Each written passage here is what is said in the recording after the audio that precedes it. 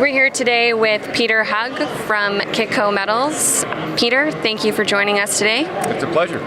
Can you tell us a little bit more about your role at Kitco Metals? I'm the director of global trading, so I'm responsible for the risk management of the company. I handle all of the trading for North America and for our Hong Kong office. Great. So one of the reasons we kind of wanted to interview to you today is we wanted to get your expertise on gold and what you're kind of seeing at the show this year.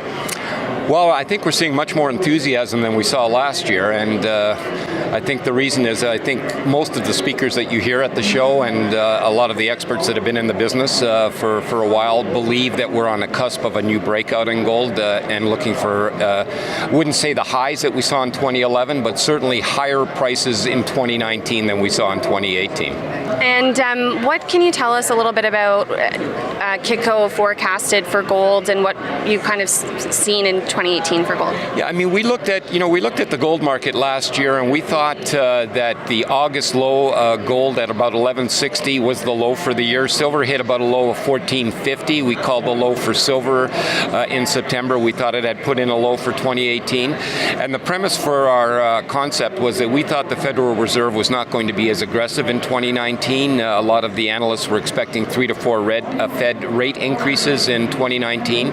We thought they may do no rate increases, and it appears that so far we're right. And as a result of that, the U.S. dollar has weakened somewhat since our call in August to September of 2018, and gold has actually rallied $140 from that low.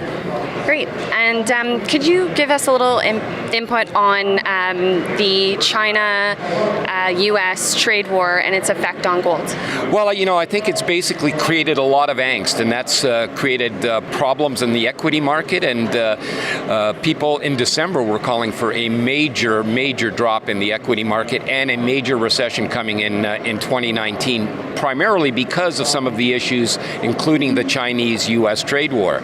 And that basically also brought some capital, and there's some brand new investors in this market, some new billionaires in this market now that are touting gold, which have never touted gold. And it's, I think, because they were worried about the equity meltdown.